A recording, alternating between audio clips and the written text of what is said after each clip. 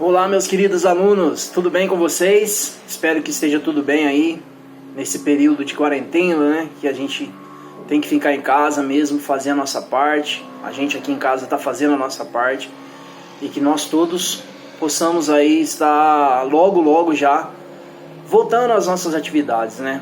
Paz e bem para vocês, tá ok? Pessoal, dar algumas instruções aqui para vocês sobre essas primeiras aulas online, tá bom? Nós estamos trabalhando, se vocês bem se lembram, né? Nós estamos trabalhando com o capítulo 4. E o capítulo 4, ele vai falar para nós aqui sobre América e suas paisagens naturais. O que a gente já viu e o que a gente precisa ainda ver. A gente já está na fase final desse capítulo. Nós já fizemos exercícios, já foram alguns exercícios corrigidos e faltam poucas coisas para nós cumprirmos. Então, de acordo com esse material, de acordo com essa parte que a Betânia enviou para vocês aí, esse roteiro, né? Como a gente vai fazer, eu vou indicar agora nesse vídeo aqui para vocês, como vai ser esse roteiro para a gente estudar agora nesse capítulo para a gente finalizar ele, tá bom? Só relembrando, o capítulo fala de América, paisagens naturais. Lembrando que a gente viu que ele vai começar com a geografia física, vai falar praticamente de geografia física, e a gente trouxe algumas coisas de geografia humana também, como alguns desastres naturais na nossa conversa, mas a gente vai focar um pouco mais em geografia física hoje, que são os aspectos relacionados a clima e vegetação, e a gente já estudou relevo, formação geológica e hidrografia. Só relembrando, o relevo da América, ele tem as suas partes mais elevadas ali no extremo oeste, e o relevo menos elevado na parte central da América. E o relevo que é mais desgastado, é aquele na parte leste, ou seja, no litoral aí que é banhado pelo Oceano Atlântico. Aspectos principais que vão definir isso, que vão exatamente mostrar pra gente por que uma parte é mais elevada que a outra, é a formação geológica. A gente estudou isso. Na parte oeste estão as principais cadeias montanhosas, formadas pelos dobramentos modernos. Ali nós temos aqui na América do Sul a questão relacionada à Cordilheira dos Andes, que ela é formada por um dobramento moderno com movimentos convergentes, e assim como as montanhas rochosas lá na América do Norte, que tem a grande parte no território dos Estados Unidos, tá ok? Então os relevos mais elevados são esses relevos que vão ficar próximo ali na costa oeste, que é banhada pelo Oceano Pacífico, ok? Em relação à hidrografia, só para a gente relembrar algumas coisas, os principais rios vão nascer nessas partes mais elevadas, ou seja, vão nascer na parte oeste e vai vir para correr para as partes mais leste. E aí alguns deles pode tanto atravessar quase que a parte continental como um todo, como o rio Amazonas, por exemplo, que a gente falou.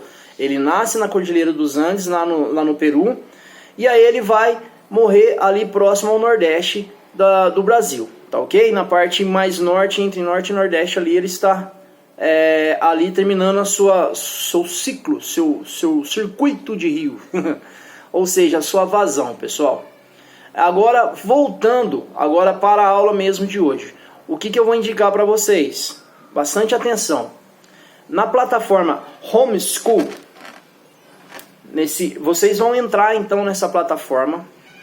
E a primeira parte vai ser aquela da semana A, onde tá na data de 09 de março até 13 de março. O que vocês vão usar primeiramente dessa plataforma?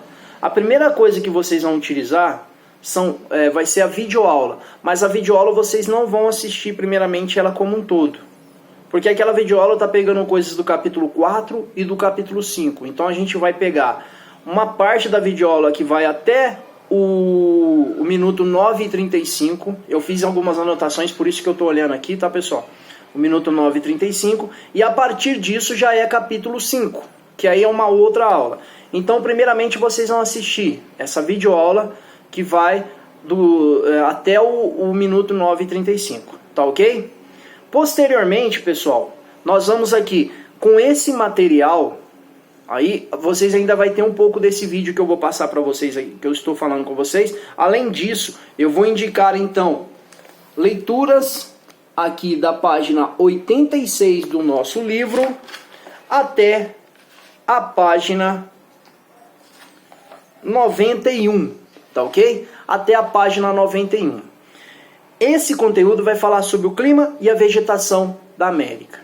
Clima e vegetação. A gente sabe que em geografia, tudo relacionado à geografia física, tudo relacionado a clima, vegetação, relevo, solo, hidrografia, tudo está interligado. Porque são as dinâmicas naturais do nosso planeta. Clima e vegetação. Eu tenho um tipo de vegetação que vai se originar em determinados climas. Tem vegetação que se adapta a climas mais frios, tem vegetações que se adaptam a climas mais quentes. Portanto, nós vamos ver um pouco dessas classificações.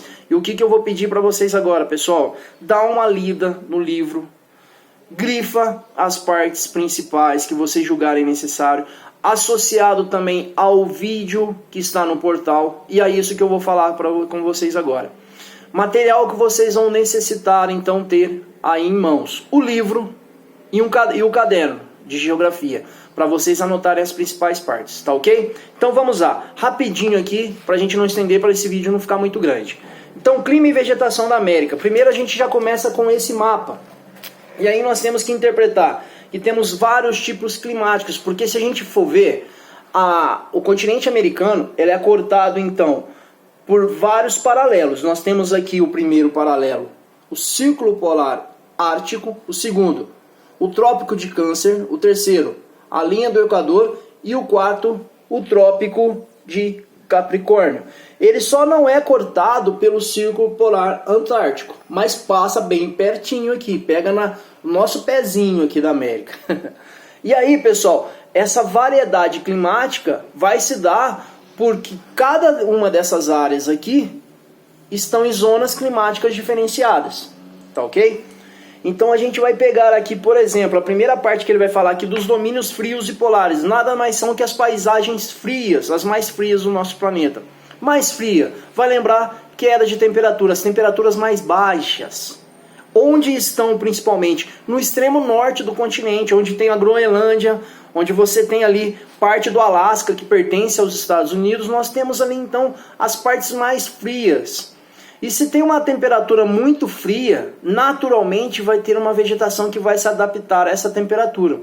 Eu vou ter árvores aqui que lembram o cerrado? Não, nesse período, nessa área aqui, eu vou ter vegetações que vão se adaptar mais a climas frios. Dentro delas, a gente já estudou isso lá no 6º ano. Vamos puxar na memorinha aí geográfica. Vamos. Chegou. Tundra e taiga. Tundra são aquelas vegetações rasteiras, as gramíneas. Lembra que a gente fez uma musiquinha, né? Vamos lá, quero ver quem vai lembrar e depois mostrar isso pra gente aí no grupo, hein? Depois nós temos as taigas também. As tundras são as vegetações que mais se adaptam ao gelo. E muitas das vezes elas vão ficar cobertas pelo gelo durante uma boa parte do ano. As taigas estão um pouco mais abaixo, mas estão ainda classificadas como domínios frios e polares também. As taigas são aquelas coníferas que temos a maior floresta do mundo, que é a floresta de coníferas lá na Rússia, lá na Sibéria, na Rússia. Tá ok, pessoal? Dessa parte, então, vocês dão uma lida e depois eu posso tirar as dúvidas de vocês também. Agora, depois vamos descendo aqui no mapa, as paisagens temperadas. Por que chama-se paisagens temperadas? Porque elas estão realmente no meio, entre os trópicos e os círculos polares no nosso planeta. Por isso que elas não são nem muito quentes, nem muito frias. Elas vão ter um pedacinho de cada um, tá ok? E aí, pessoal, nessas paisagens temperadas, nós temos os grandes países aí, principalmente do hemisfério norte aí, os países mais desenvolvidos, em termos de geografia agora humana, puxando um pouquinho, né? Os países mais ricos do nosso planeta, a maioria deles estão nessa faixa de paisagem temperada, como assim como nos Estados Unidos. E aí, como a gente vai pegar isso para estudar, a gente vai verificar que as paisagens temperadas é aquela que tem climas que pode nevar, tem climas que pode nevar em determinadas épocas do ano, no inverno, no outono também, mas tem climas também que vai, em determinada parte do tempo, do ano, vão ser mais com temperaturas mais elevadas, vai fazer um pouco mais de calor. Então nós temos aí as principais vegetações também que vão se adaptar a esse tipo de clima, vegetações ali próximos às paisagens temperadas. Nós temos aí como representantes aí as principais, as florestas temperadas, que está presente nos Estados Unidos e está presente também na Europa. E dessas partes aí, a gente pode pegar um recorte dessas paisagens temperadas, nós temos os climas subtropicais, que no Brasil nós temos uma atuação aqui no sul do nosso país. E algumas vegetações que representam isso, que a gente vê muito, inclusive a gente vê aqui em Poços de Caldas também, porque a gente tem uma temperatura horas do ano um pouco menos elevadas, ou seja, mais baixas. Nós temos as araucárias, aquelas árvores que são as típicas representantes também aí de uma paisagem temperada, tá ok? Perdão, pessoal. Passando aqui então a página, agora já estamos na página 88, tá ok? Paisagens tropicais. Pessoal, só lembrando, quanto mais a gente vai chegando próximo à linha do Equador, maior vai ser a biodiversidade, seja ela de flora, seja ela de fauna. Então, quanto mais você chega próximo à linha do Equador, e essas paisagens tropicais estão próximas, porque elas estão entre os trópicos, são chamadas de intertropicais, que vão se dividir em diversas denominações. Essas paisagens elas vão ser aquelas que vão ter maior biodiversidade no nosso planeta, ou seja, maior variedade de espécies, tá ok? E nós temos aí nas paisagens tropicais, pessoal, um grande exemplo aí, nós temos vários tipos de climas. Como um grande exemplo, nós temos o equatorial, que aqui no Brasil ele atua principalmente na região norte. E a principal floresta que está nesse território, nós temos a floresta amazônica. Uma característica muito grande dela, que ela é a maior em biodiversidade do mundo. Em termos de extensão, ela só perde para a floresta de coníferas, que eu falei para vocês, que são aquelas da taiga, lá na Rússia, na Sibéria, na Rússia. Mas essas paisagens aqui, elas vão ser representadas principalmente por um clima que está mais elevado, climas mais quentes. E que, próximo à linha do Equador, nós temos ali também atuações de muita chuva. Então isso vai trazer muitos altos índices pluviométricos para essa região. Tá ok, pessoal? Além disso, agora, nós temos aí nas paisagens tropicais também o clima tropical, que se dividem em clima tropical típico, que é aquele que está atuando principalmente no cerrado brasileiro, que são aquelas vegetações que se adaptam a horas de clima quente e úmido e a momentos de clima seco e mais frio.